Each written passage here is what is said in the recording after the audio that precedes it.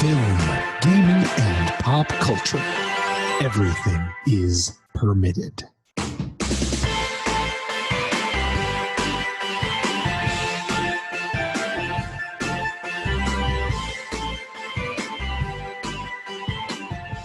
Welcome to episode 56 of Everything is Permitted here in the Zoomscape. I'm your captain and host during this adventure into the Matrix, Julian Brown, alongside my co-host, the Man of Steel, Matt Reppert, and the Master of Puns, Brittany Tomes. How we doing?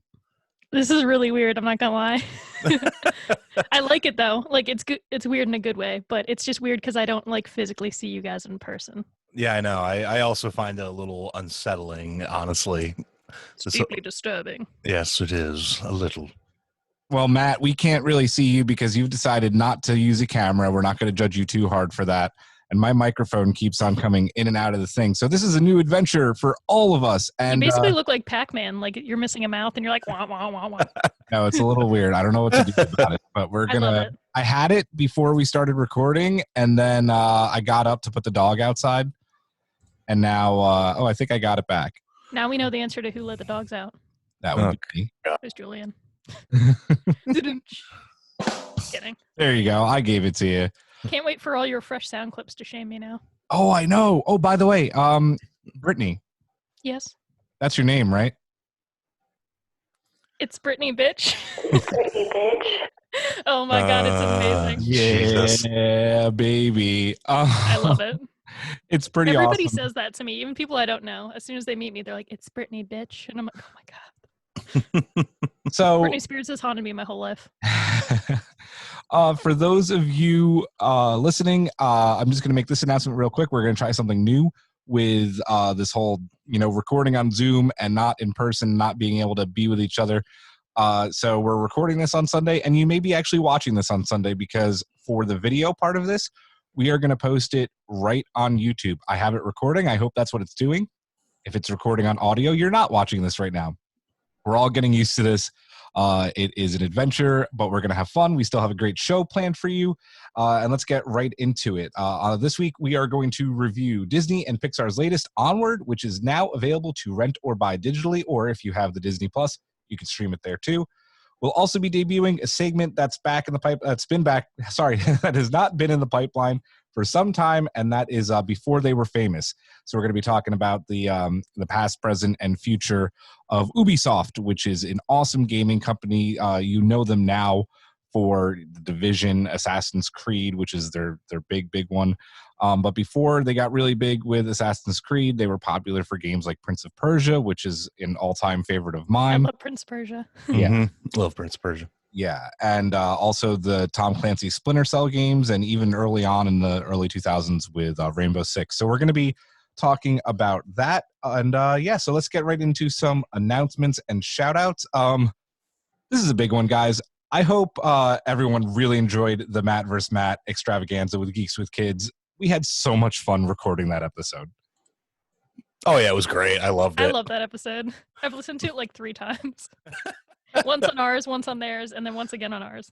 Brittany and I are on the same page. I had a rough week that week, like for my other job, so I was just like, here we go. It got me through. And Matt, you, if you haven't listened to it yet, spoiler alert, Matt, you got the victory. I did. I was quite happy about that. I was waiting for you to say, spoiler, Matt, you got the victory. Matt got the victory without just saying who it was. But yeah. She held together. I love this baby. And Matt, every time he got a point, I had to listen to that sound clip. Which, do I still have it on here? You probably do. You probably do. Actually, you may not. I may have taken it off because I was putting all of our new sound bites on here. So I don't have it on here anymore. But I do have this, which I think is perfect for your situation since you did one, and that is this. Vindication! I love it. Captain Raymond Holt. Oh, man. I love Brooklyn Nine-Nine so much. It's such a good show. But it was a blast recording with Geeks with Kids. We absolutely loved doing that. We can't wait to do another. So if you haven't listened to it yet, listen to the Matt vs. Matt extravaganza, a melee of the top 10 films of the decade. We also we also hope you enjoyed our Tiger King special. Jesus Christ. Meth and Tigers and Guns, oh my, hosted by the Mother of Dragons, Karen Brown, and a friend of ours, Andrea Huff. Tiger They King. did a great job. They really did. It's arguably better than the show. Yeah. I mean, it was something like, it did what it needed to do. It talked about Tiger King, and I produced and just listened to them talk about it. And my biggest takeaway from it was Walmart meat. And I can never get that out of my head. So every time I'm in Walmart looking at the meat section. Yeah, right. Just think of the pizzas. I have not watched that show, and honestly, I don't know if I ever will, just because, I'm probably one of the only people that knew who Joe Exotic was before this came out, because I remember a thing was done about him when he ran for president in 2016. See, Matt knew better. We did not. So I'm just like, I don't want to watch something about this dude. He's totally insane, and I don't want to watch a show about it.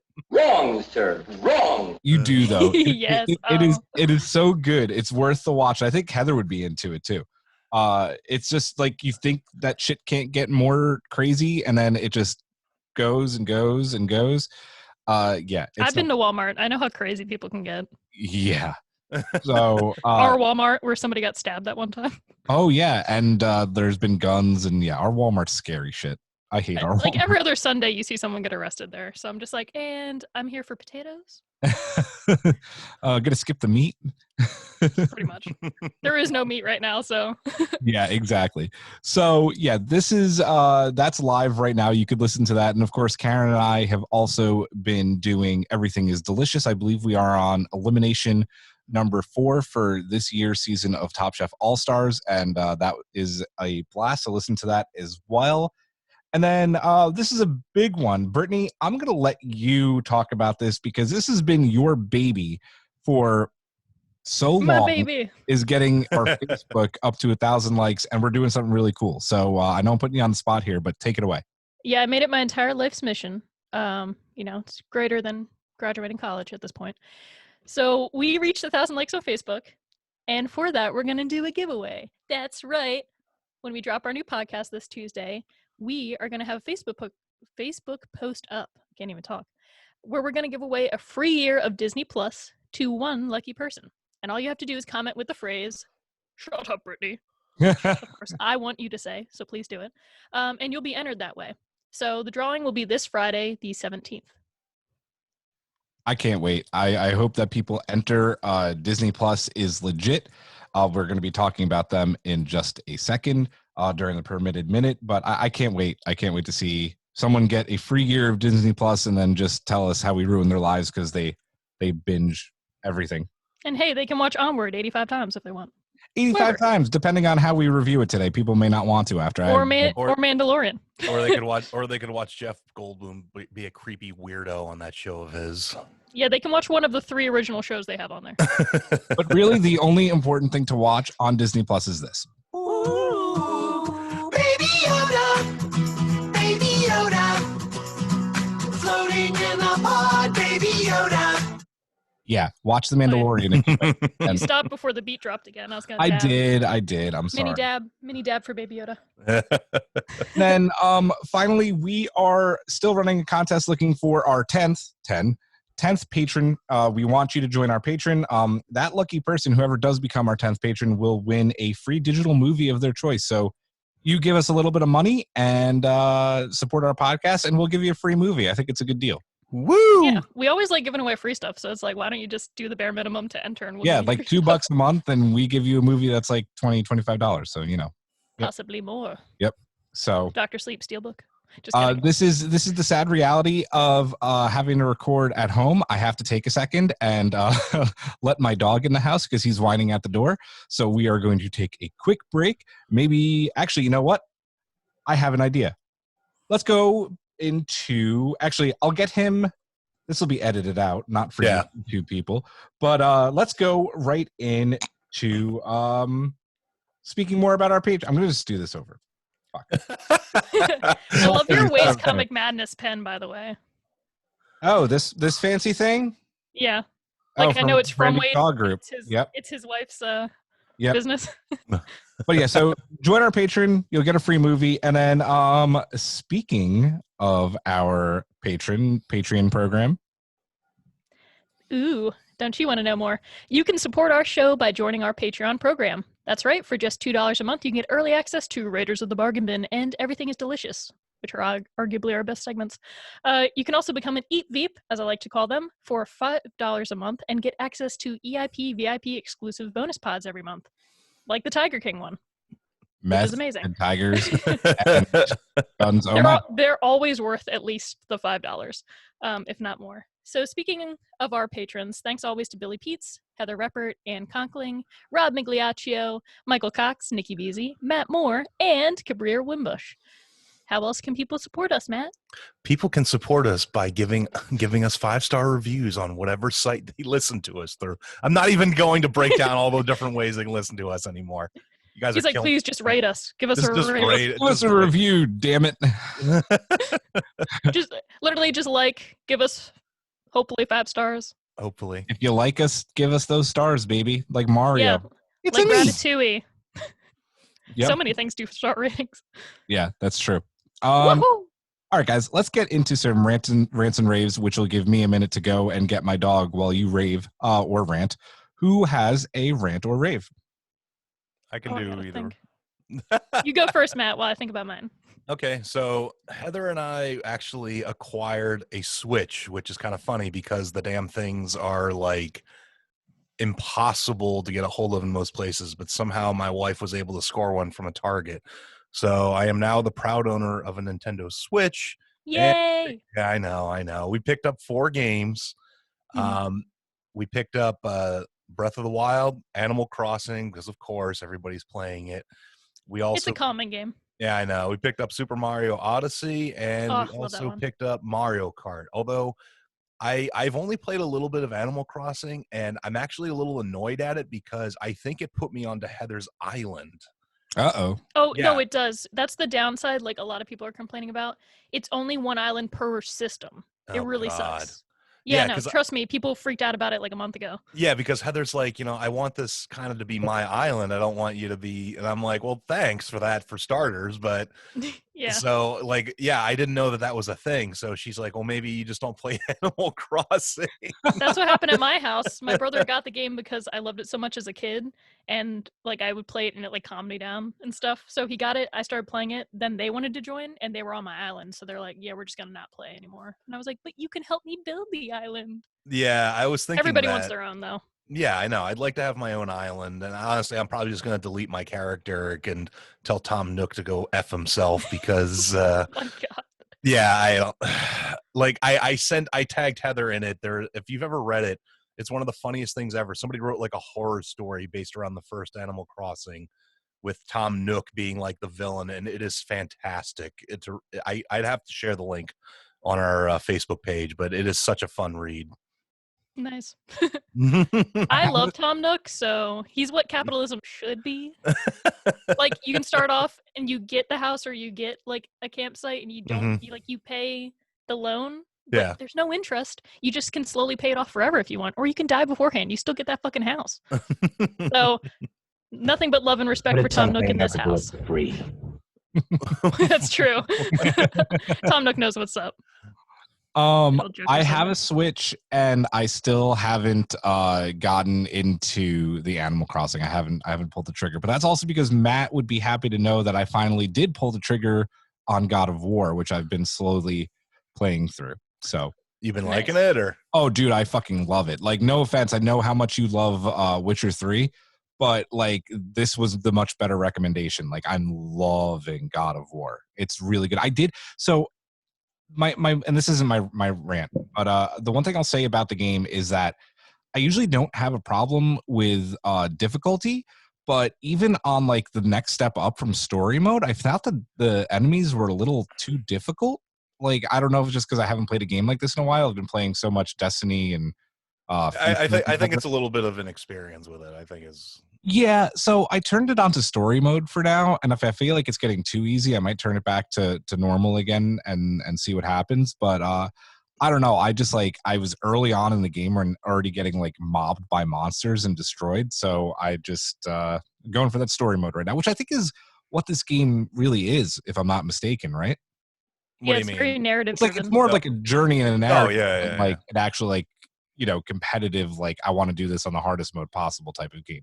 Boy. Yeah, He's here for the god, less of the war. I honestly, for a while, I had no idea what the kid's name was because he just called him Boy the entire time. Boy, I was like, what the Atreus or it's like it's like Atreus or something like that, Yeah. if I remember correctly. that's my boy Christopher Judge, by the way, playing Kratos. Yeah. Oh my god. As Yep. soon as I heard his voice, I was like, I love him. Jaffa Jaffa Jaffa Kree. High. Yep. Anyway, we love Stargate in this house. Yes, Daniel Jackson, which Oh. is my dog's name, who was whining at the door before. I've Brittany, never watched It's very that. Daniel Jackson-y. Rants and raves. So I played a new board game yesterday, which you all Oh, I probably saw saw. on social media. Yeah, I tried to like post a lot because I felt like I don't know. I like when I went on Facebook and stuff, like people were just like either depressing or just kind of like meh. So I'm like, let's do something to lighten people's moods. And I don't know how to do like Instagram live stories, so like I'm just posting. I'll figure it out. Anyway, we decided to dye my brother's hair blue, which was really cool. Just because my sister-in-law wanted to dye her hair and then decided last minute she didn't want to. So my brother was like, well, this blue hair dye is I'll just do it. sitting here. He's like, so let's do it. Yeah. So that was fun.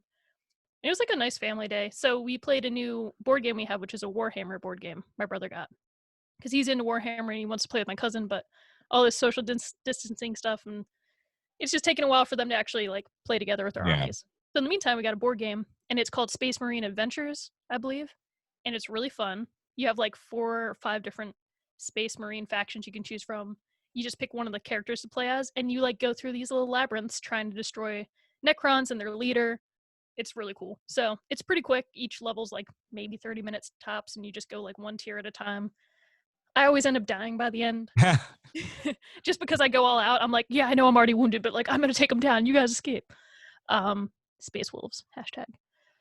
But even my mom played it, and she loves D&D because she just likes, killing monsters and stuff. So it was Nice. cute. So that's my little rave.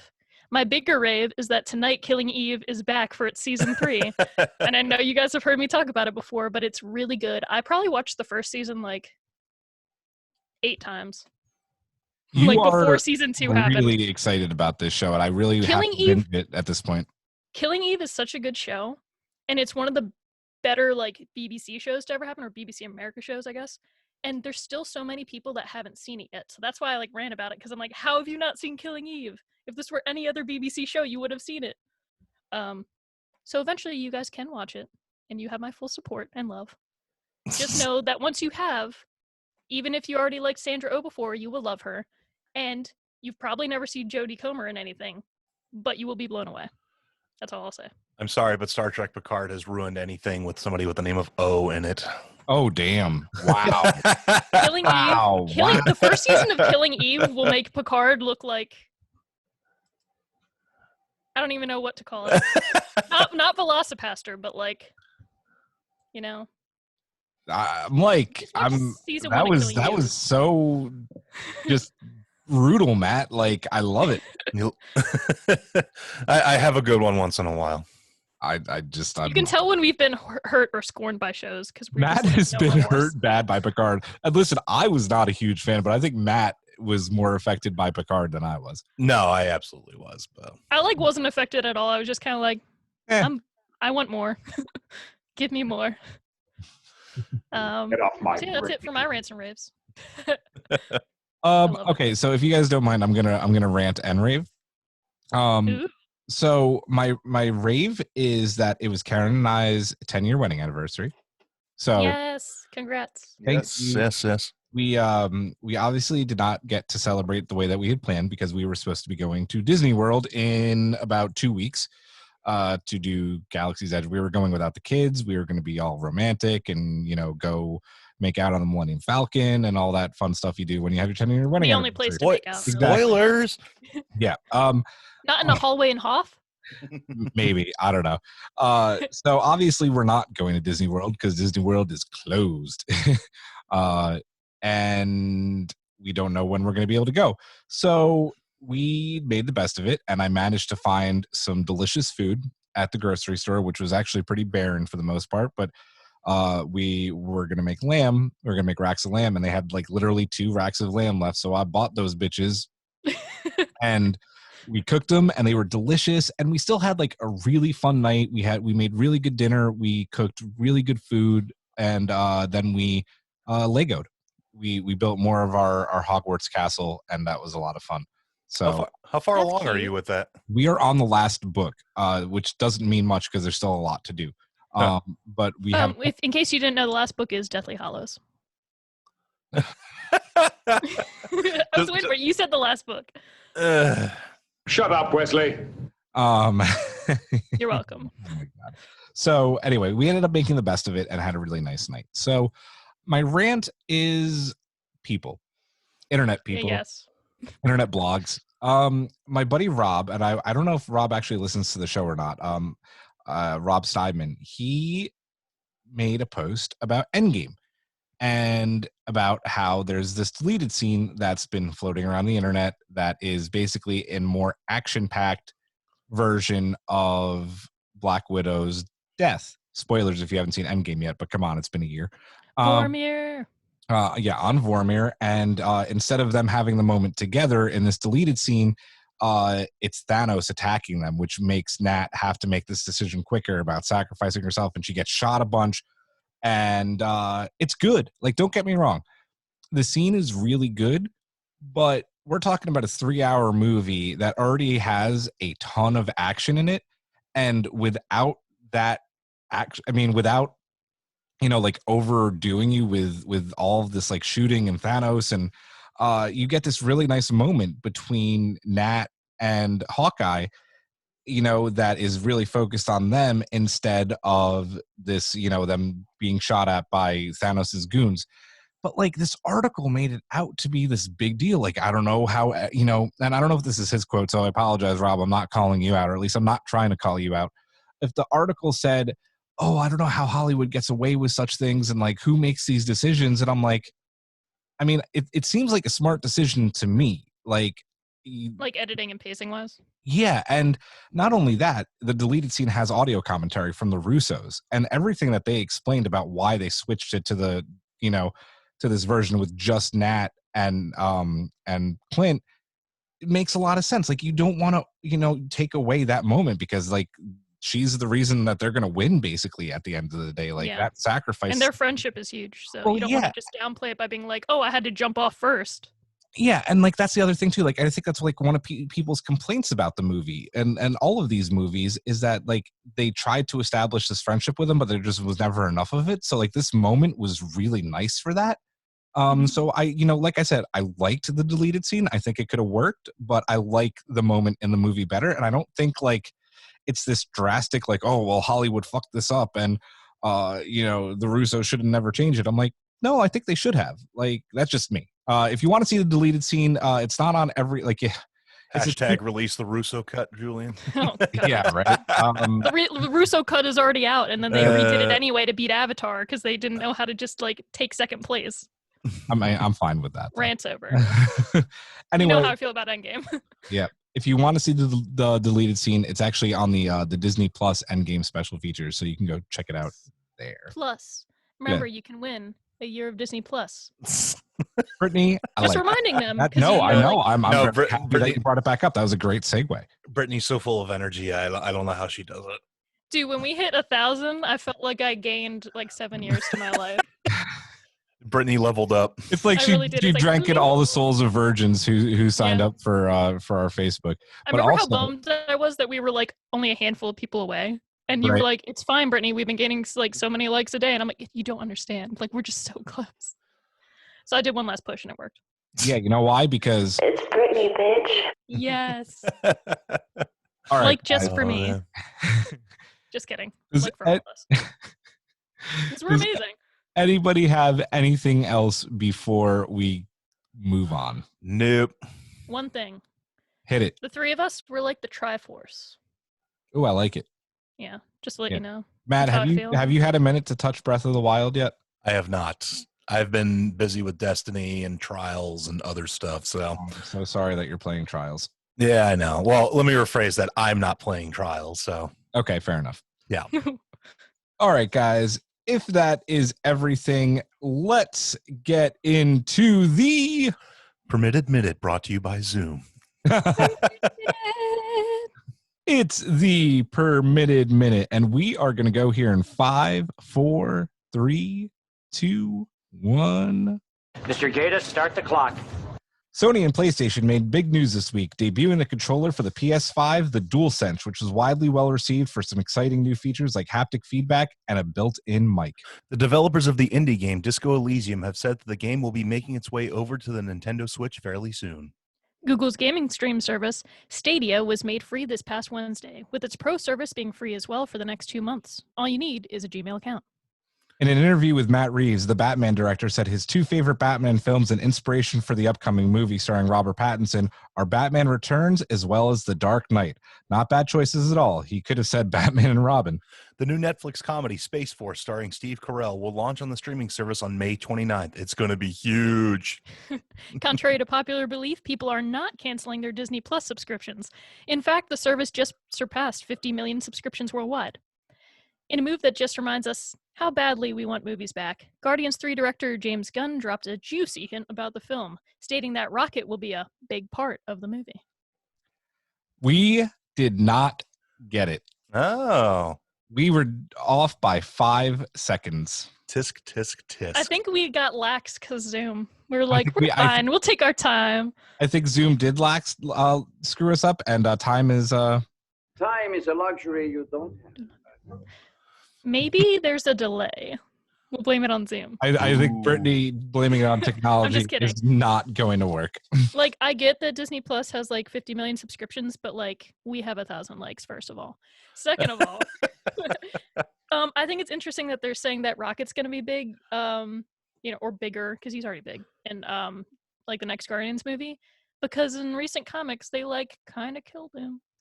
Just saying, if they're following comic hype. I mean, how long is the lifespan of a raccoon? Speaking of raccoons, Matt, I saw a big-ass one outside your house the other day. Oh, did you? I did, yeah. Oh, great. Good Trash to know my pandas. You about to say something else for my dog to try and chase. So. Yep. Well, I am a trash panda, and I've lived at least 26 years so far. So that's all I can say. Trash pandas, baby. Mm-hmm. Eat French fries off the floor. I once ate a pot sticker out of the sink. My brother won't let me live it down. So, like, whatever. I mean, listen, you've all met Caleb. You should see the things that he eats off the floor, and that's all we're going to talk about. Caleb is life goals. Yes, true. Let's get into our first segment of the episode, and that is our review of the latest adventure from Disney and Pixar, and that is Onward, starring Chris Pratt and Tom Holland.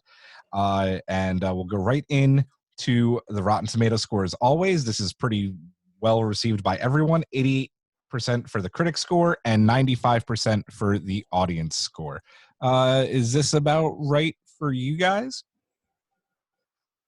I would do like a little less than that, in my opinion. But like, it's exactly what I thought it would be at rating wise, because of how, like, when it came out, everybody's watching it. Because if they didn't already see it in theaters, it is at their home now. And it's a kid's movie. It's feel good. It lets people be distracted from real life for a little bit. So I feel like it's inflated the ratings. I think if this would have came out normally, it wouldn't be as high. If that makes any sense. You know, I totally get it. I agree as well. I agree with Brittany is that, yeah, I do think that this movie's a little bit higher than it should be. I mean, obviously we'll get into the reasons in a little bit. Mm-hmm. But, I mean, you know, much like Brittany, I also kind of think that one of the reasons its score is higher than it probably should be is because of people being stir crazy and like, oh, thank God, like a movie where I can kind of feel good watching it. And yeah, or a new movie my kids can watch that they haven't already watched. Yeah, exactly. So. Yeah, I'm right there with you guys. I was not a huge fan of this film at all, to be completely honest. We'll obviously get into that. But I do get it. Like, people are stuck at home. It's a feel-good movie. Kids absolutely are going to love it. Is it anything special? No, and we'll get into that. And let's start with you, Brittany. Your initial thoughts on Onward. Well, I want to say that to start off, I feel like a lot of modern trailers make the mistake of showing too much of the movie, and this is exactly what happened to Onward before it even came out. The first trailer I saw for it piqued my interest because it wasn't a lot. just showed a little bit of this magical society and then like cut to Onward, like that name, because apparently they just want to stick with like single title Disney films. And the Frozen font, apparently. Exactly. But that aside, I was like, oh, cool, a fantasy one. Like, this might be interesting. Then the next trailer, I remember specifically, by the time they did the next trailer, they showed that, like, they do the spell and they only bring their dad half back, and that the quest is that they have to get there in time. And I immediately was like, I'm kind of not as interested to see this film anymore. Like, I probably end up seeing it because, you know, I have little cousins, or, you know, maybe we'd review it for the podcast. But I was immediately like, this isn't what I thought the movie was going to be about. I don't know how I feel. And every trailer I've seen since then, not even because I'm trying to look at the trailers, but because we've gone to movies or because they're on TV, has given away too much of the movie and plot. Like, as I watched it with my family, as much as I, like, tried to enjoy it, because people were like, oh, you love D&D, you're going to love this movie, which I think automatically kept pushing my standards higher and higher. Yeah, which kind like, of sucks. And it really wasn't that D&D intense. Like, it had a few references and, like, overall, like, the feel, but I was just like, you could watch this movie without knowing anything about D&D and it would be the same exact movie. They could have taken out the D&D elements and it would have been the same movie. Like, Right. It wasn't that intense. I say as I'm wearing a Dungeons and Dragons t-shirt. But because of the trailers, like, I knew what was going to happen. Like, every time I was watching the movie, I kept, like, pointing out, I was like, well, obviously this is next. Come on. Like, I was just waiting for the characters to catch on, which I know it's a kid's movie and a family movie. But, like, I was annoyed by the characters and I didn't feel attached to them. If that made any sense. Like, the two main characters. Great point, because I thought that they were completely flat characters. I thought that Chris Pratt went way overboard with his character, like way overboard, right? And I don't know if that's just how it was written, but it was like overboard. They basically told Chris Pratt, be Andy from Parks and Rec. But a crappier Andy. Yeah, right? And honestly, like, the whole time I was watching the Chris Pratt character, I was thinking, like, they almost like they wanted Jack Black for this. I said the same thing. I was like, Jack Black could play this character way better. Like, why didn't they have... I get maybe it's because he's older and they wanted people a little more closer in age, even though they're still not that close in age. But yeah. I thought the whole time, I was like, Jack Black would make sense as this character. Chris Pratt's like... He's a different person now. Like, maybe back when he was Andy, that would have been cool. But, like, he's changed a lot since he became famous. Yeah, like, Jack Black would have actually had, like, the more manic energy, like, when he's like when he's like the overzealous nerd. I'm like, Chris Pratt isn't that guy. Like, Jack Black to me is that guy. So but I mean, like, yeah, I basically predicted, like, every story beat this movie had, and that and that's one, like Julian, like, I didn't think that highly of it. I thought it hit, like, all the standard beats. And you know, I kind of researched, and the idea of this movie came, the director Dan Scanlon, I think is how you say his name. He and his brother lost their father when they were younger, and that's literally where the story idea came from. So, and that's the good parts of it. The emotional parts were good. Yeah, but the rest was just kind of getting to those emotional parts. Yeah. So yeah, Brittany, you kind of, I guess you and I drank the same coffee this morning, because you summed up the movie exactly how I was going to sum it up. The trailer gave this movie away. I disagree with you normally about trailers. Like, I can still probably enjoy a movie and say, okay, that trailer, you know, may have given away too much, but, like, it didn't ruin the experience for me. The trailer ruined this for me. It gave up pretty much the whole movie. It gave up a lot of the exciting bits, which ended up being the only exciting bits of the movie. Yeah. Like, it literally showed specific scenes, or you knew the Manticore was going to be this sweet lady. Yeah. Before you even met her in the movie. I'm like, why would you reveal that in the trailer? Why wouldn't you just say, we have to go to this tavern and meet this Manticore? Then it's a surprise in the theater when they meet her and you're like, oh, that's cute. She's actually a waitress, or she's running the place as a manager, you know? Yeah. And you know, one of the biggest things that bothered me about this movie, this is going to sound like such a stupid thing, but it really is, like, okay, this is a world where all of these magical creatures have evolved, right? And it's like our own society. Yet they're the boyfriend, the mom's boyfriend's a centaur, right? Yeah. Okay, so you're telling me that in this society, which is just like ours, they couldn't make him a fucking police car that fit his whole body? Like, that running joke of, like, him having trouble getting a car was like, okay, it was funny, maybe not even funny the first time. Like, stop doing it every single time. I was hoping that the movie, like, they did that thing which was a little too heavy-handed, where they're like, technology has stopped us from our magic and, like, making us who we are. I knew throughout the movie, like, when they were talking to the Pixies and they're like, you used to be able to fly, but you don't anymore. Like, when they started slowly doing their magical things, I was like, it would be really cool if throughout this film, not only do they like maybe bring their dad back and maybe have that moment with him, but they slowly help society remember the magic they have, but also technology is not bad. They could have the balance, but this was like really heavy handed. And I felt like it was like really boomerish to be like, technology's changed us completely. I'm like, you can have both. Yeah, just remember the innate magic of your life. We as humans do that too. Like, just create.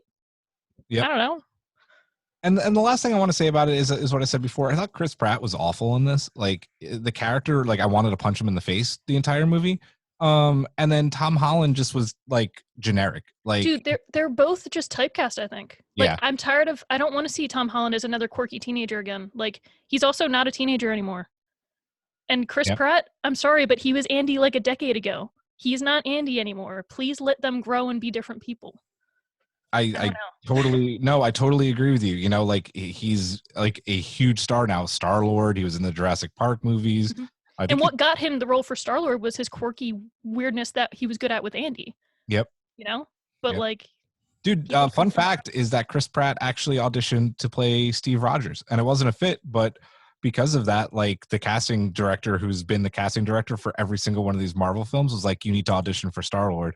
And during his screen test, James Gunn was in shock and was like, that's our dude. So yeah. Yeah, he had that energy. Yeah. Matt, what else did you think? Wait, what? I was just wondering, what else did you think about the movie? Or didn't like? I just want to hear more from you. I feel like you always have good thoughts.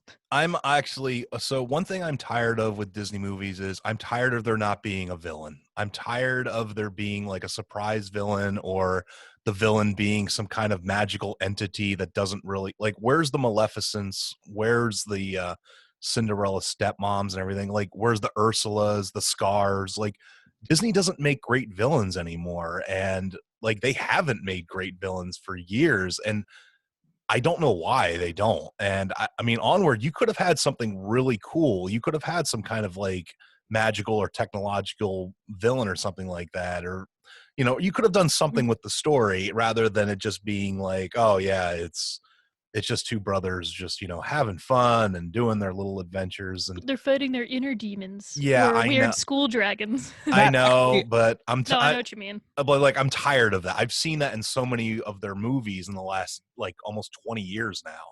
I actually have to ask you a question because legitimately the bad guys in this movie were the cops. Like, that was like, I felt like that was so stupid. Like, it was like, really? Like, you're going to just have the cops chasing them when you're living in this fantastical world? Like, it didn't make much sense. Yeah, you could have done something so much more interesting with this movie. And they were only chasing them because they impersonated an officer. It wasn't even like a serious reason where it's like, oh no, the thing they're going to do is going to release this monster. They could have done that where like they didn't know about the curse, but the cops did and they were trying to stop them in time. Mm-hmm. Also, the side characters were so interesting. Like, why didn't we see more of them?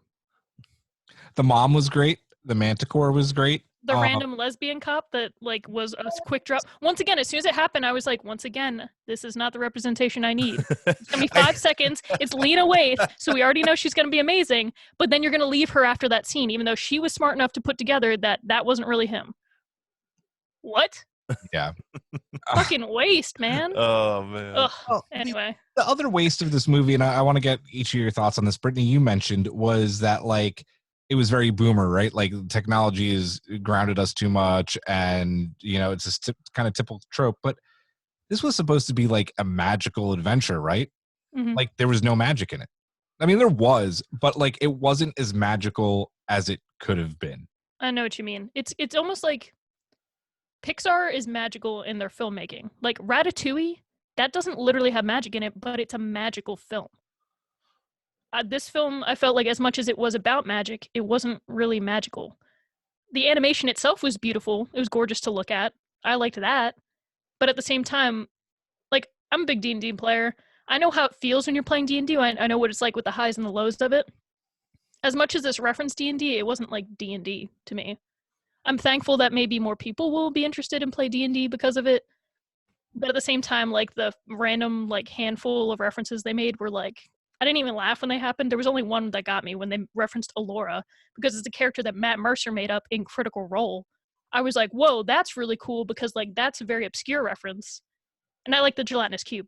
That was another thing. 'cause I was just like- I did like that. I Yeah. was hoping it was going to happen because I'm like, this is exactly what it's like when you're stuck in that hallway and you know there's like a certain distance and a gelatinous cube appears. You're like, fuck. Ah!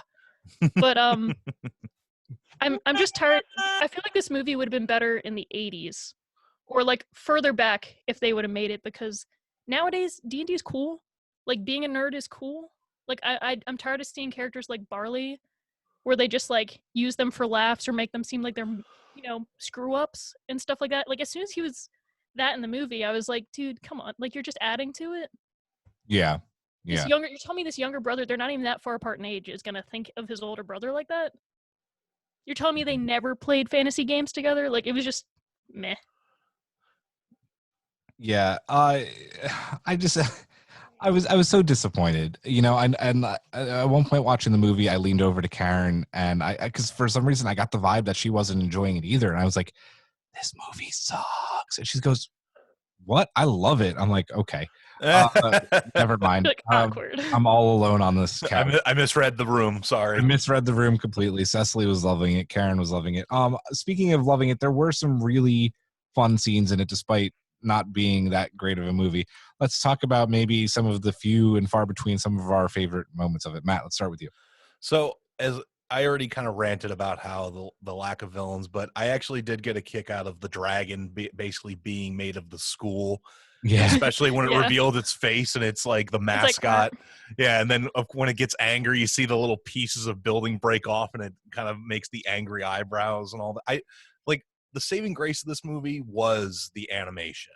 Like Pixar obviously really like crushes it every single time. I mean, like it's a gorgeous movie to look at. It really is. And it's a shame because I want to explore this world more.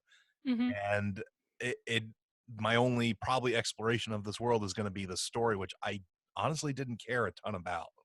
So, yeah, I agree 100%. It's funny you said that about the dragon because one of my favorite things about the dragon was when he roared. It was the school bell. Yes. Talk about anxiety inducing. Right? The true monster is school. Yeah, exactly. That was funny. Brittany, how about you? I gotta think of some of my favorite moments. One thing I did like about this movie was the mom a lot.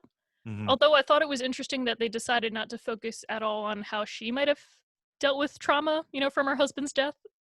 She just kind of seemed like she's like, okay, and like, I'm fighting, and like doing fitness to be a warrior and stuff, which I guess is cool and positive, but it was just interesting how they only focused on the trauma with the sons. And I'm like, she also hasn't seen her husband since he died. Like, yeah. I really liked her a lot, though, and I wish we would have seen more of her in the Manicore. Because, like, they did have a few scenes together, but whenever they were together, it was, like, fun. And you're like, look at these moms going on this mom journey. Or, like, these, you know, female characters going on this journey together. I mean, they were moms. They were cool moms. Yeah, yeah. Exactly. Yeah. I was like, this is funny and cool. And I'm just trying to think of, like, as much as I liked the magic in this movie, like, certain scenes I liked were references that made sense or just, like, little tiny nods. Like when Barley first turns around and hands his brother literally the handbook, like the player's handbook to D&D, or like the Dungeon Master's Guide, even though it's not really D&D he's playing. He calls him a sorcerer first because, and that makes sense. It's an important distinction to make because there's a bunch of different people that can do magic in fantasy, but like he could have called him a wizard right away, which he's not. He's a sorcerer because he has innate magic ability from his father. Like that's why Barley couldn't do anything when he's holding the staff because he didn't get that innate magic ability. Only Ian did. So I thought that was cool when he first turns around. He's like, young sorcerer, this is what you must do. And I was like, that was cute. And I did like the references that did happen. I liked when he's being taught magic and like the specific spells they chose because like disguise self is a real spell. I say this like it's real life. A real spell. Hit that nerd button again real quick. You know, but like disguise self doesn't make you disappear, you know, when you're lying and stuff. Like, so it's creative, like artistic license. So I like how they did the spells they did and what they did with them. But what annoyed me was like, I just didn't like Ian. Like even when he's learning to do magic and stuff, like I was just like, come on, kid, just like do it and like listen to your brother or like speak from your heart. It's like not that hard. Ugh. So I hated that. I know we're trying to talk about our favorite things, but like I hated the scenes where the cops stop him and like he's pretending to be his mom's boyfriend and like he can't tell the truth. And The I'm boyfriend's not even a bad person. no, I know. That It's bugs like, me. how many times have we seen this trope of like, you know, not being able to tell the truth in front of the cops or an authority figure and like they're about to get caught and like run away and it's like suspicion. I'm like, dude, I've seen this in movies so many times. Yeah. Or the fact that it ultimately turns into like him saying in front of his brother how much he thinks he's a screw up. Like I knew first scene in that movie he was going to do that. I'm like, he's going to end up calling his brother a screw up because they fought over the staff in the very beginning. Yeah. It just sucks because you're like, dude, me and my brother, we have a trust with each other as much as like we might have like fought or like we didn't even fight that much as kids. Like we've always been like best friends. Like if this would have happened to us, like we'd have been ride or die. Like that would have been ride or happened. die and got on like the most epic of quests. Like exactly. It didn't feel epic. I think that's the problem. Yeah, it didn't. It didn't feel epic at all. It felt like a quest. Having said that, and they ruined it in the preview a little bit. One of my favorite scenes was the gas station scene and like shrinking him and him becoming little and having to drive the van. I did get a kick out of that. I loved the Pixie biker gang. I thought they were amazing. You know, it was just that was a lot of fun. And despite everything, the ending, and I'm not going to spoil the ending because it's a nice moment and I want everybody to experience it for themselves.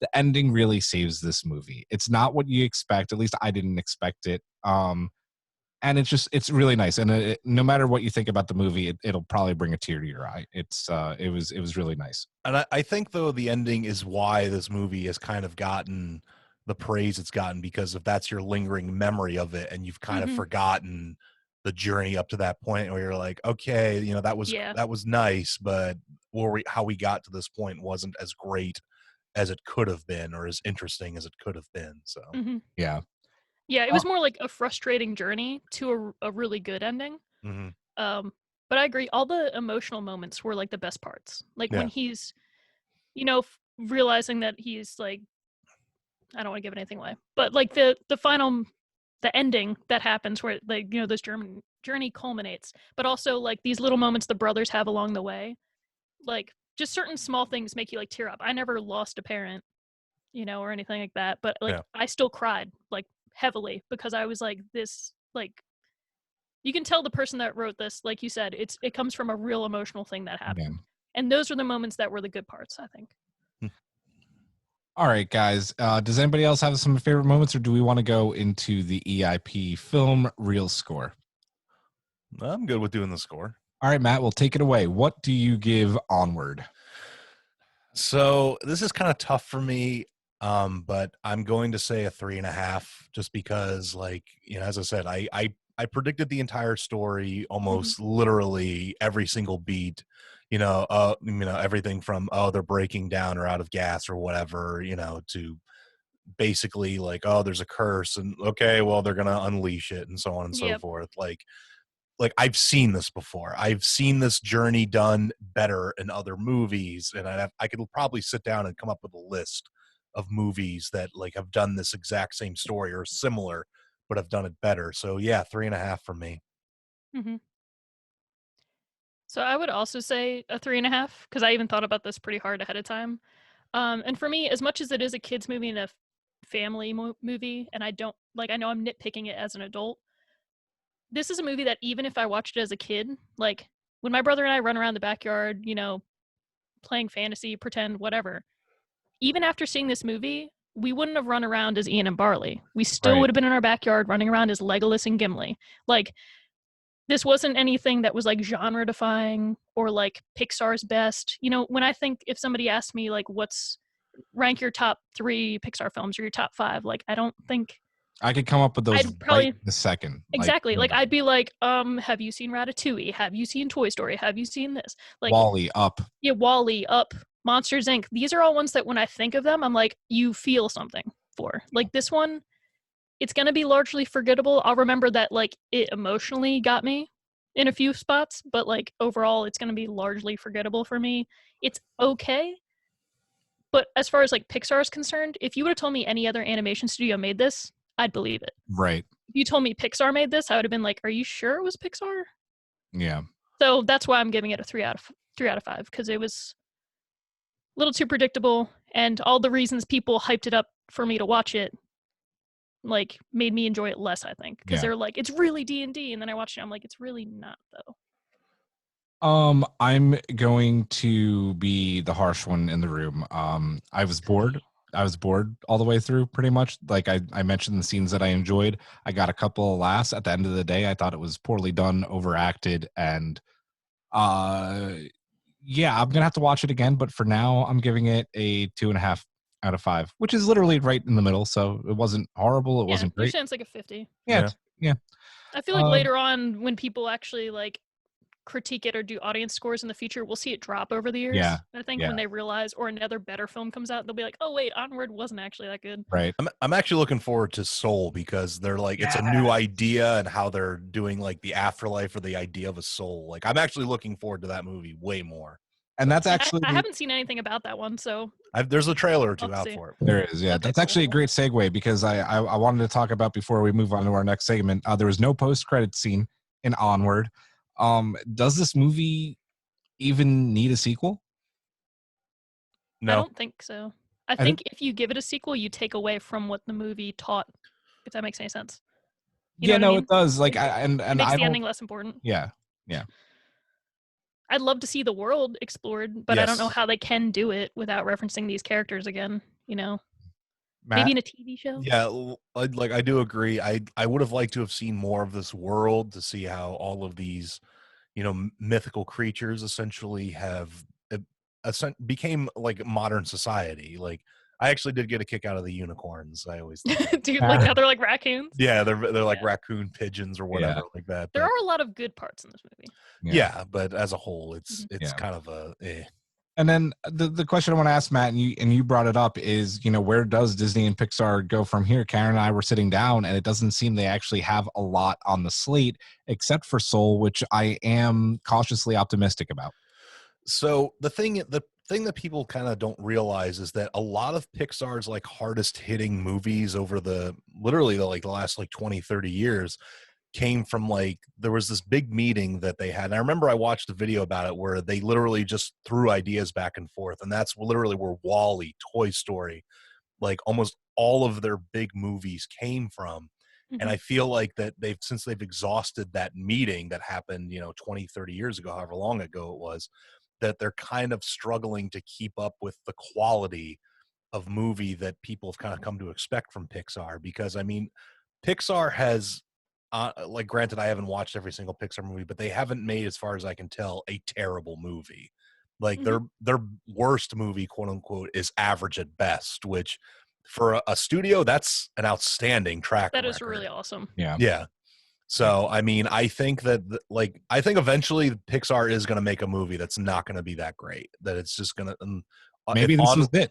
I mean, if, like, I know Cars 3 or Cars 2 was hated by a lot of people and so on and so forth, but I'm looking forward to Soul because, as I said, like, I like when Pixar explores new and unique ideas. Like, I loved Inside Out because of how it explored the personality of a person and, like, how it would work and things like that. So. Yeah.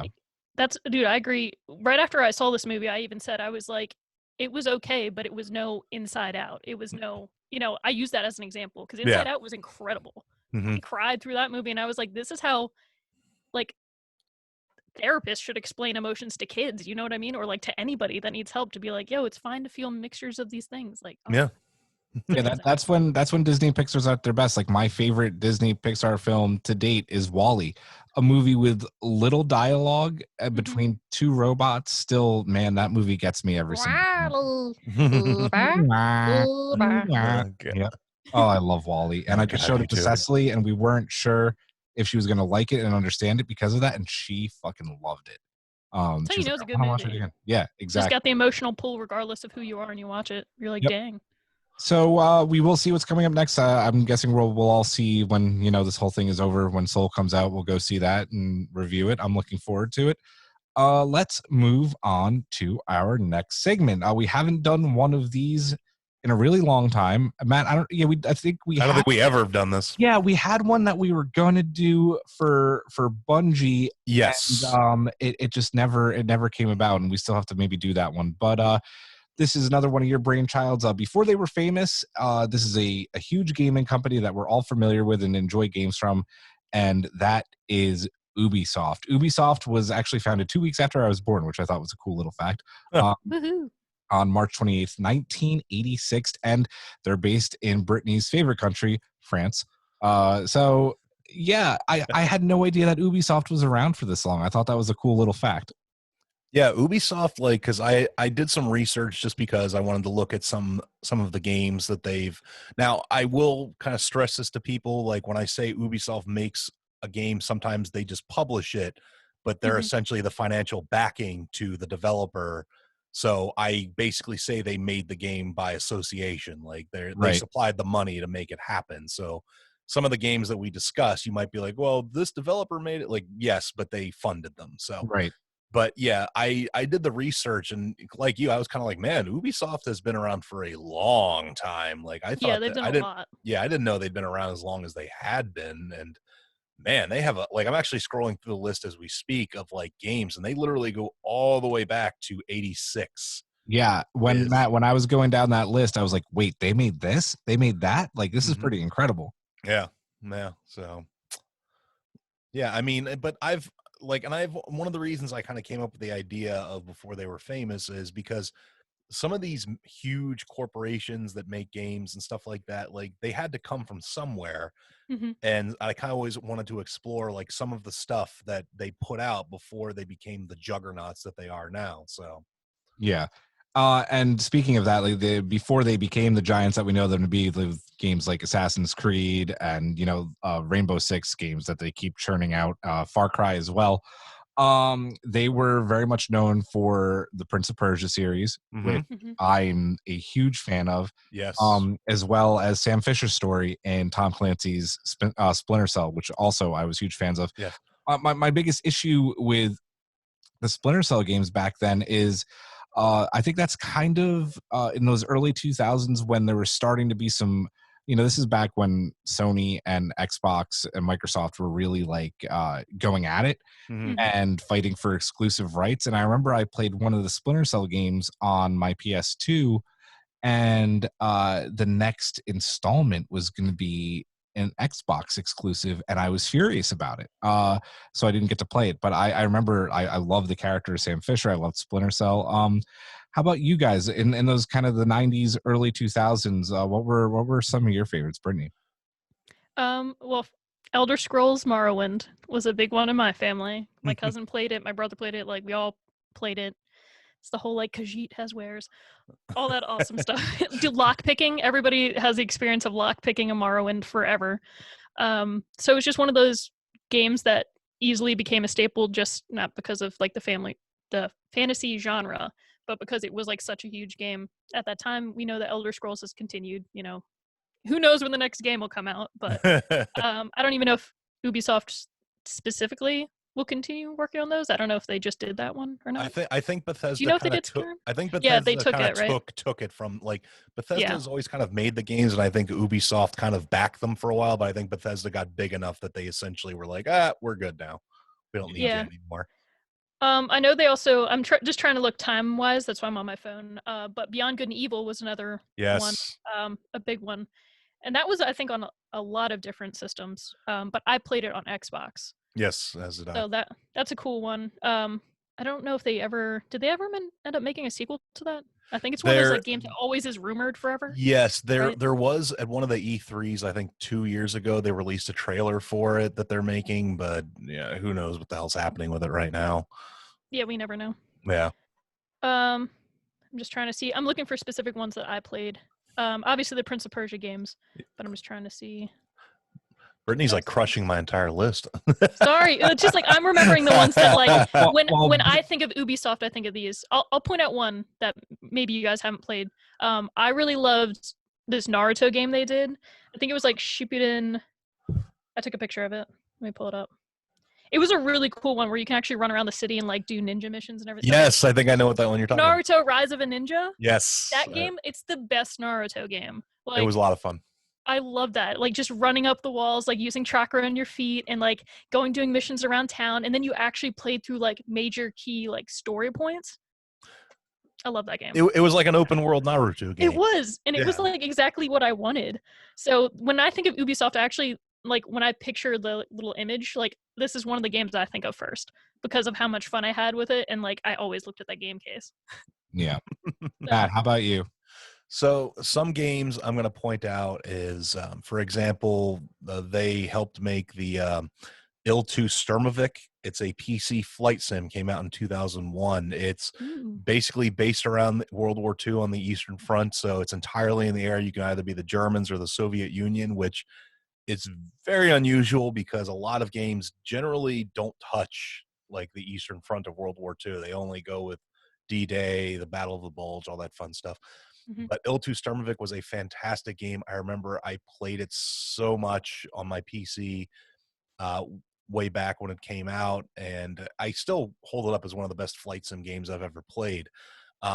Also, yes, Tom Clancy's Splinter Cell. So my first console was an original Xbox. I got it for Christmas from my parents and my brother, and Splinter Cell was the first ever game I played on a console that I owned, and to basically say that it blew my mind was an understatement, because I remember like stepping on the glass, you had to move slowly and stuff like that, and that was like huge for games in that era. You don't, I mean, if you didn't grow up in that time, you don't know like how big a development that was for. Holy shit, you have to move slowly on the glass so the enemies don't hear you. The split jumps and all that stuff where you can hang up above people and all that. So another game that not a lot of people played, but it got a lot of critical acclaim, and I think there's been rumors that they're going to do some kind of sequel or reboot or something like that, or they've re-released it.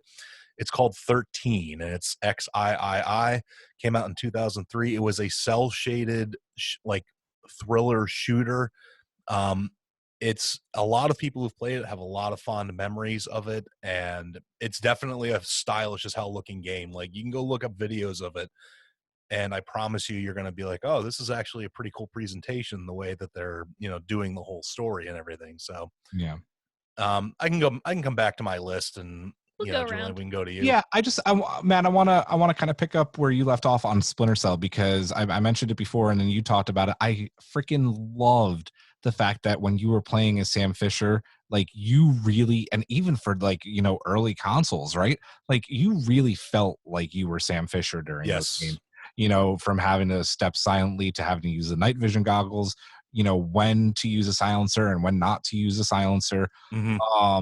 Great story driven game as well, government conspiracies and, just everything that comes with being, a black ops agent like that. I freaking loved it. And then as far as Prince of Persia franchise is probably one of my favorite game franchises ever. I have a bit of a story to tell. My brother texted me the other day checking in because, we're all, trapped at home right now. And he just wanted to see how I was doing. I said to him, I was just thinking about you because we're planning this episode talking about Ubisoft and how you and I used to play Prince of Persia on the PlayStation 2. And the first thing he texted back, he's like, oh man, Prince of Persia was one of my favorites. And I was like, yeah, man, like and he had a PS2 and I had my own PS2 because I wasn't living with my dad at this point.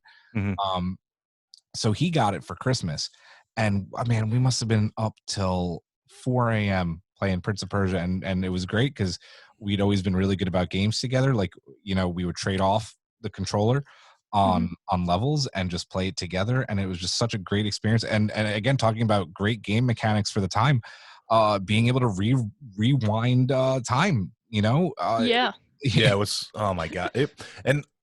Sands of Time also doesn't get enough credit for its story. Was exactly like so odd. Like they made a freaking movie out of this game with Jake Gyllenhaal of all freaking people. Gyllenhaal. Dude, that movie, I remember seeing that in theaters because I love Prince of Persia so much, and then I was just like, oh my god, this is insane. I like the parts where he did use it and like like that was visually awesome. Like twice, I think. Twice, yeah, I know, right? That was it. Yeah, but whatever. Every time they do anything in like the Middle East, they always have white people, but they give them eyeliner. I'm like, cool, yeah, that's gonna make somebody, Arabic or fucking Egyptian. So what's funny about this whole thing though is that I actually, because he got it, I never owned the original Prince of Persia. I just played it with him, and I played it on his PlayStation and played through my own campaign at one point. But The I old never side owned scroller, that. swipe, Yeah, stab. exactly. jump. And then finally, like I got Prince of Persia. Though I think the second one was Warrior Within, and then I think there was a third one. There was the two sands or the two princes. Yes, Two exactly. princes, that was it. Yeah, And then there was like there was the remake. Yeah. I was Well, so I gonna want to say, talk how do you about. feel about Prince of Persia 2008? So okay, I actually didn't mind it. It sounds love like that you guys are in the minority. Oh no, so you do like it. I love that game. That's one of my favorite Xbox like 360 and games it also I have. has one of the best scores to a video game I've ever played. And fun fact, that was Nolan North who did the voice of the prince. Yes, you know that? Yeah. Yep. I remember that. Pelican! I remember that Prince of Persia game made like a kind of a joke towards, I believe, Sands of Time, where I think like his missing donkey was named after the princess or something like that. He's like, oh, she's a really good donkey. Yeah, can't find her though. I'm sad that they didn't cool. make more of those. Well, because it was really experimental too. Like that one also had cell shading, and it was like gorgeous to play and look at. Also, it was beautiful. Absolutely, it was a cool story. Yep. It was just different. I think people weren't ready for it to be a different. Well, it was definitely a departure, right? Like it was a departure from those games that they loved. And I freaking loved it. I would love to see like a reimagining or a remake of the Sands of Time with like the next gen consoles and stuff like that. That would be amazing. Imagine what they could do. Yeah, and that's although the problem is they can't monetize it. That's why they probably won't ever do that. Oh, do they not own the rights anymore? No, they do, but I'm pretty sure they do. But like Ubisoft, as much as stuff that they've made that I have really enjoyed are like they're kind of a shit company these days. They okay. A lot of bad shit, and we'll get into that. They went Ubisoft. Yeah. Oh. They don't go Ubi hard anymore for the people, for the players. Oh. He's looking for a soundbite. I am. Oh, I just scrolled away from another one I was going to talk about. Mother of God. I got it. We're back. Do you want to talk about another, or do you want to kind of move on to some of their others? Do you want Devil May Cry 3? Oh, yeah. Okay. I love the DMC games. I was like, I still never played the newest one. I feel like people are gonna think I'm like, I don't know what do you call people? Hypocrite. There we go. Because I haven't played the newest one. I don't know. I haven't played it. I'm just now getting time to go back to video games, and as you can tell, like, when's the last time I played Control? A month ago. I'm getting there, kids. I'm getting there. But I love the Devil May Cry games, and 3 was really, really cool.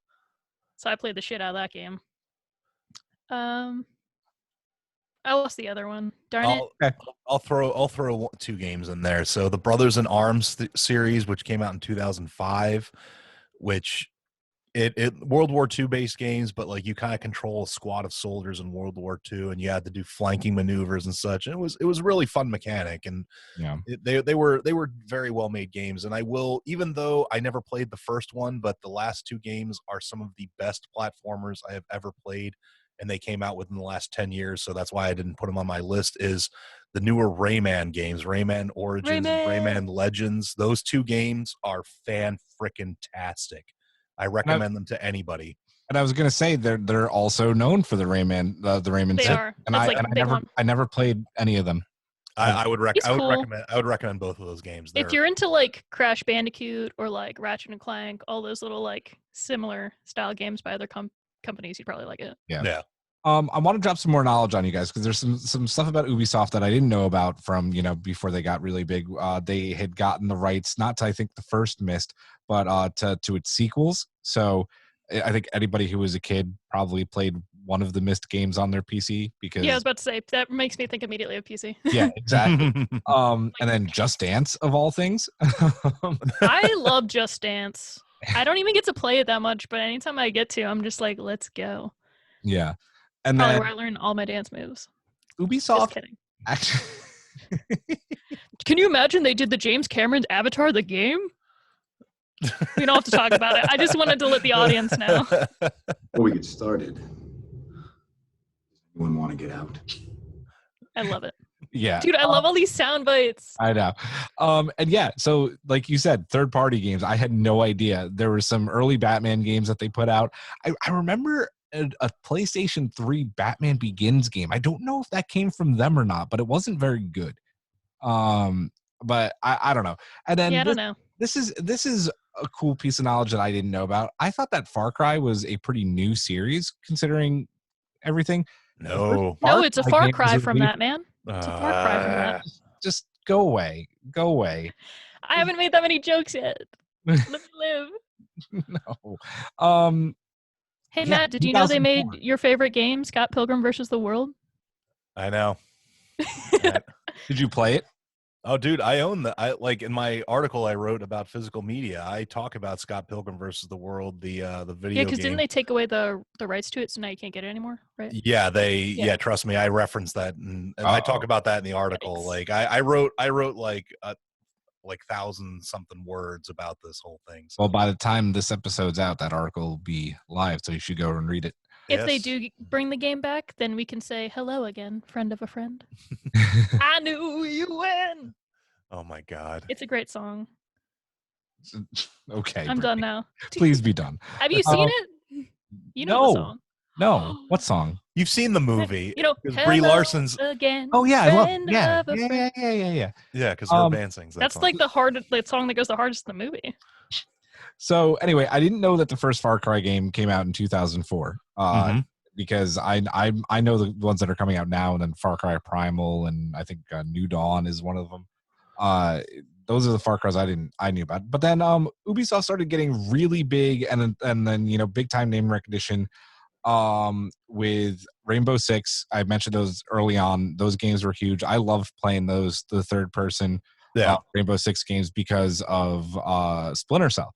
And there was one that takes place in Vegas that's just freaking fantastic. Splinter Cell, New Vegas.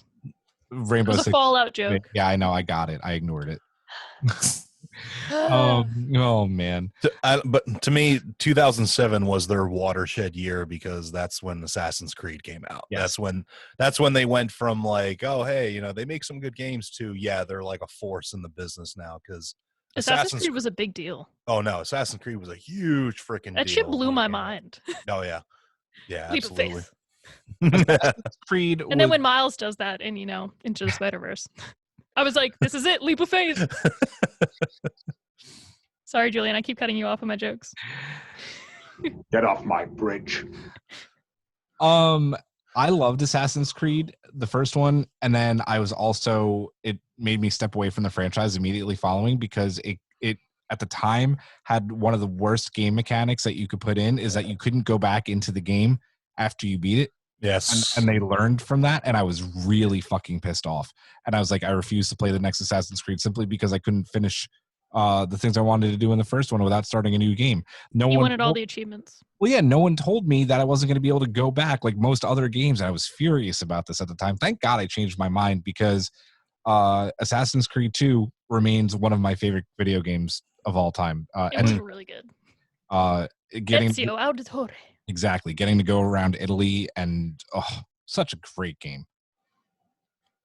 Yeah, it's like I love the Assassin's Creed series. I literally own all of them, like every single one that they've put out, even the little 2.5 or 3 whatever Assassin's Creed India, China, and Russia. No, India, China. Oh, I know what you're talking about. Yep. I own that. I own all those. Like I love Assassin's Creed. I mean they can probably be hot garbage and I'll still play them. Like Assassin's Creed is one of my must-buy series that whenever one comes out, I get it. So I did not play Rogue and I did not play Unity. Those are the two that I haven't played.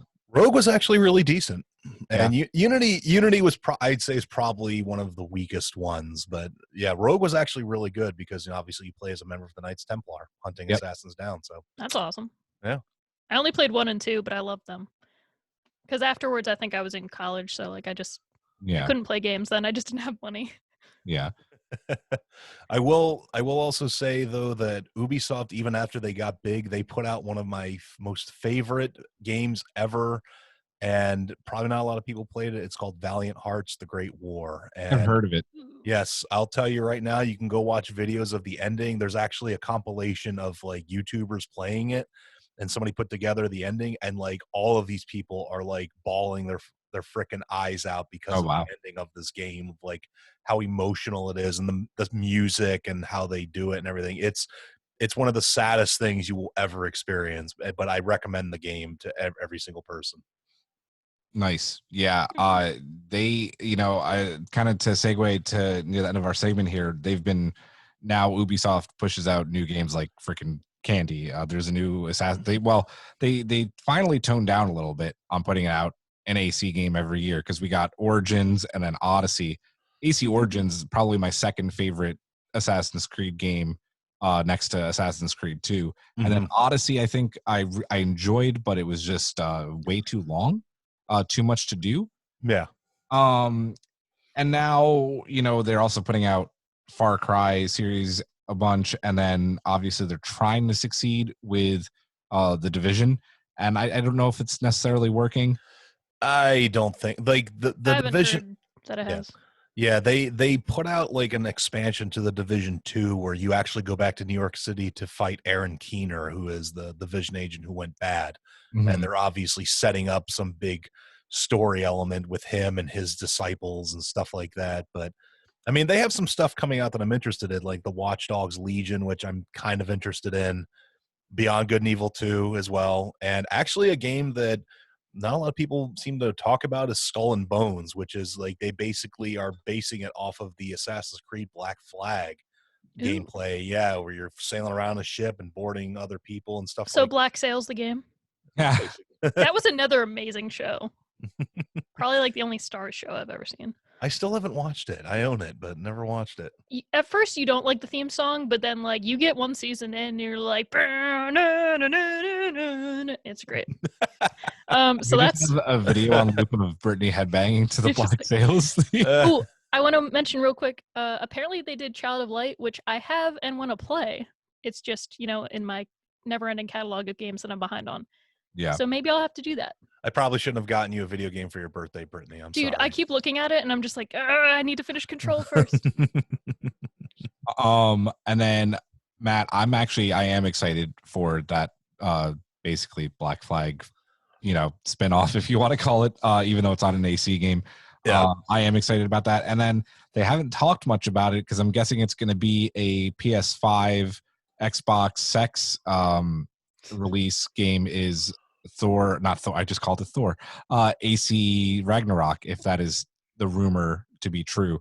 They're that going could be pretty wild. Yeah, dude. Assassins in the realm of Thor. I guess it'll be in Norway or wherever. You want to know my favorite use of Ragnarok? Final Fantasy VIII. It's the name of the ship in space. Final Fantasy looks like a dragon. That's my favorite random use of Ragnarok, though, because out of nowhere, I was just like, their ship's called Ragnarok? Why? Did you think that Japanese people just do whatever. Final Fantasy I love 8, though. Is a... that is one big pile of shit. Final Fantasy? 8. No, I love Final Fantasy. Matt 7, 8, and 10 are my favorite. 8 is just like... Hold on. There's basically two schools of thought for 8. 8 is like... I feel like it's just underrated. When you play through 8, shit is so weird with time that like, oh my god, I don't know how to. Okay, the ending sequence where you see like all these images flick by, and then like Leon literally has a void in front of his face and shit. Like that shit is trippy. That messes you up. But the whole point is that like it's a time loop. Like I don't want to mess it up for people, but Ultimecia and Renoa, like. Well, we know how Brittany feels. Anyway, I Live and Die by Zeldinkt, who is obsessed with hot dogs and like does backflips and is a martial artist. He was my favorite character. But it's a love story. So that's all you have to know about 8. A lot of fantasy has like Final Fantasy has love stories, but like that one, it's hard. Time travel is wild in that one. It's confusing, but it's worth it. Oh my god. It's also faster, it's quicker to beat than 7 and 10, I think. Well, anyway. I guess we're gonna have to maybe do a Square Enix. Is it Square Enix or Square Enix? I always pronounce Square Enix. Yeah, Square Enix episode. So you can just go off on Final Fantasy. Does anybody have anything else on Ubisoft? I think we hit all their big ones from the Nether years and current times. If you haven't played AC Origins or some of the other games we've mentioned, please do. They have a great library, and you have nothing better to do with your lives right now anyway. Yeah, you be a fool not to. Yeah, exactly. Wow, Julian, that's almost slipped by you. It did not. No! The real odyssey is the friends we made along the way. Oh, God, please, no! No! No! No! Watching you That two was on the good, though, camera- Brittany. Watching you two on the camera is just something special. Let me tell Yeah, Matt, I wish I you're could see missing you. out. I only want- see I your am name. not a photogenic person. Well, we might Bro, have I'm out here with my double chin and everything. I changed my lighting that makes me look less good for That's you. why you grow a beard. I can't grow a beard doing my job. You I know was that. talking I to Brittany. physically can't. What with the estrogen? I But know. Well, hold your hair up in front of your face. You can do that. Yeah, oh there you yeah, I go. can look like Abe Lincoln Yeah, real quick. Yeah. 7 years ago, we began this podcast. Well, I think that's a good way to end the show before we go any more crazy. Let's talk about next week. We will be back with a fresh episode, and we are going to be bringing back Are You Still Watching? And we're going to be talking about, I think, one of our favorite shows in a while on Netflix, Lock and Key. Also, we are giving you the time to email us, Facebook, Twitter us, everything, because we are bringing back, for the first time since Brittany's joined us on the show, Classic Casting Call. And we are going to be doing Buffy the Vampire Slayer. Oh God. Who's gonna play Giles? I know. Oh my God. So I'm really excited about this because Brittany and I have both watched and loved Buffy. And then Matt, you've never seen it. So Nope, never have. I actually think that you're going to have a really unique perspective. Like you'd be casting this show for the first time. I think it's going to be a lot of fun. Yeah. Matt's gonna win because he has no attachment to these characters. Yeah, We're gonna be exactly. like, but how do you do Xander? Exactly. And then we will also be recording for our patrons, our bonus pod of the month. We'll be talking more about Lock and Key, comparing the show to the graphic novels. So you have all that to look forward to. That is going to do it for this episode of the show. So I had a soundbite I wanted to use from Britt and I found it. So there we go. Now it's the end of the show. For Matt, for Brittany, I'm Julian. This is End of line, man. Tron Legacy. I fucked that up so bad. Oh, All you man. YouTube people get to witness Julian having to go back and redo our ending. So here we go. Let's try that again. So it is time to finish up the show, and I believe it is the End of line, man. So for Matt, for Brittany, I'm Julian. We'll see you next week.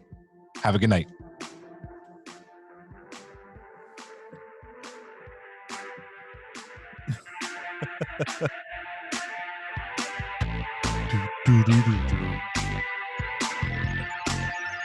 Your background is like having a seizure, Julian.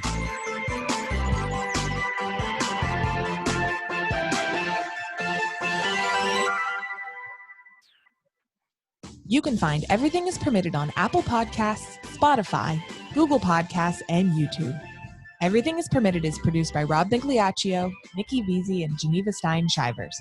Our executive producers are Michael Cox, Brittany Tomes and the Tomes family, and Julian Brown. I only have like 2 feet of space right now, so like